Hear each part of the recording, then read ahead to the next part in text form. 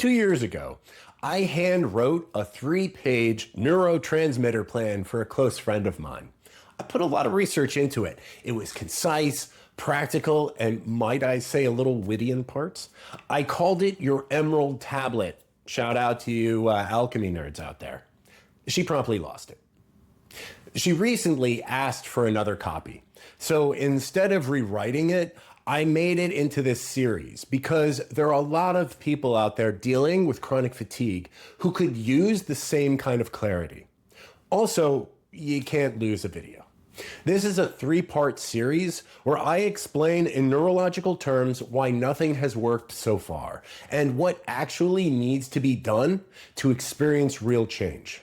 Everything I'm sharing is based on over 28 years of clinical experience, treating complex, difficult cases like chronic fatigue. So now here's the roadmap for the series. In part 1, we focus on the balance between glutamate and GABA. It's why rest doesn't feel restorative. It's why supplement stacking backfires and why pushing through fatigue always makes things worse. I'll also show you specific toothpick acupressure points along with simple lifestyle adjustments that support this phase by lowering that excitatory load and restoring neurological inhibition. In the follow-up video in part 2, we're going to be moving on to dopamine and norepinephrine. That's where we're going to be addressing the sympathetic nervous system overdrive state and what's needed to rebuild drive and focus. But now that needs only happen after the foundation from part 1 has been built. And in the last video in the series, part 3, it's for practitioners and students. It's going to be where I'm going to make the case for how the traditional Asian medicine concept of Jing or essence, it maps surprisingly well onto these neurotransmitter systems. It's not apples for apples, but it's close enough to be clinically useful. All right, let's get into part 1. If you've been dealing with chronic fatigue, there are 3 ideas probably living rent-free in your head. Everyone gets tired. I'm just weak-willed. Or if I were stronger mentally, I could beat this. Or I just need the right supplements. Today, I want to dismantle all of them and kick them to the curb because in most cases of chronic fatigue, none of those are true. What's actually happening is very different. And once you see it, the way you approach recovery, it changes completely. Chronic fatigue isn't an empty tank. Think of it more as a nervous system that can't power down.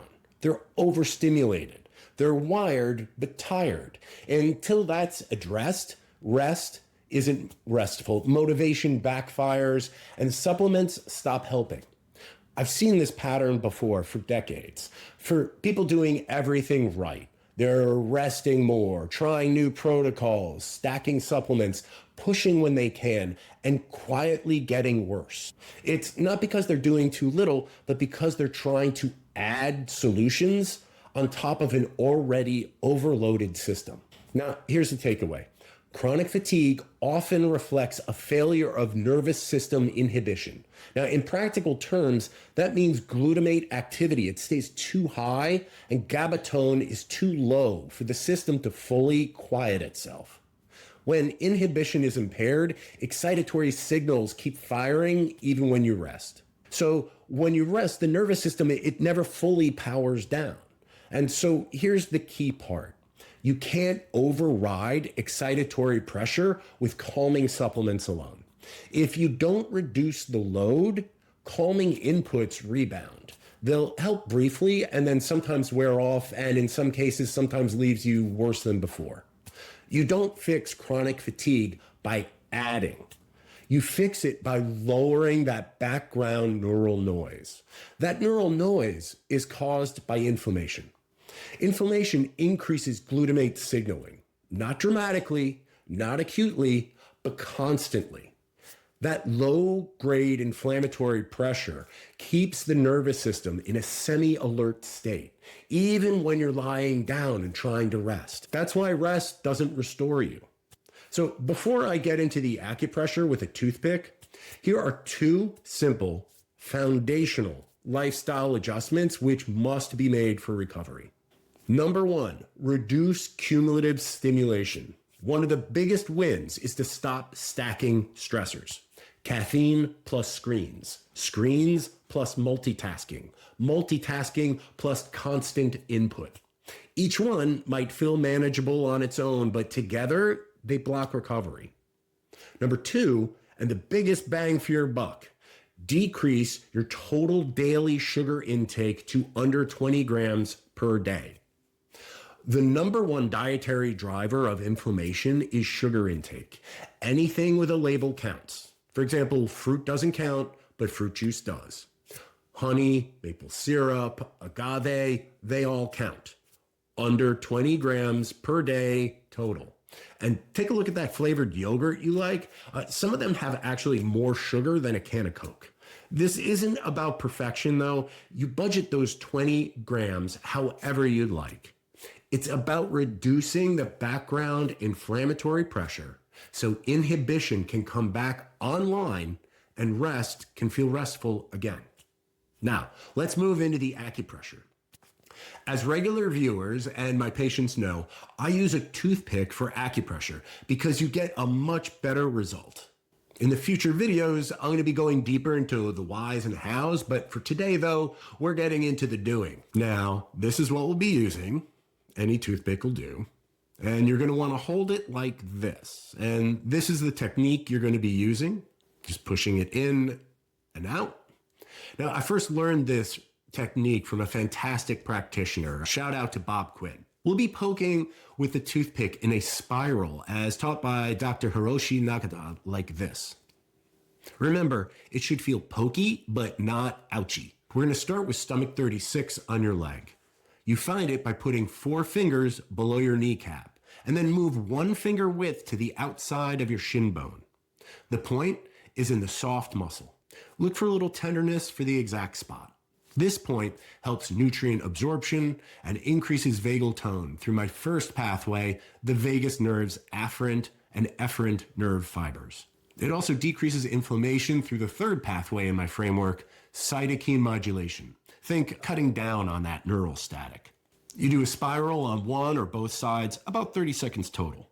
The next point is Ren 6 on your abdomen.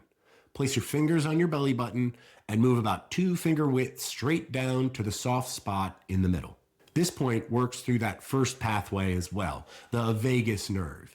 Stimulating it sends afferent nerve signals from the lower belly to the brain through the vagus nerve, helping the body shift into a calmer, energy-saving mode and supporting better digestion and organ function through this gut-brain axis. Now, lastly is pericardium 6 on your forearm. You're going to turn your palm up, measure 3 finger widths down from the wrist crease, and find the spot between the 2 tendons in the middle of the arm. A lot of you are only going to know this as the nausea point, but acupuncture points have different effects depending on what other signals they're paired with. Here, it increases heart rate variability, and it's helping shift the body into a calmer, more rest and restore state. You're going to want to do these 3 1 or 2 times per day, the most important time, and the one you should really try to get in every day is the first thing in the morning before you get out of bed. Also, it seems obvious, but bears mentioning, if the skin gets irritated, stop doing. Now, you might be wondering the science behind why nothing has worked for you, and I'll be brief, promise. 2 sentences.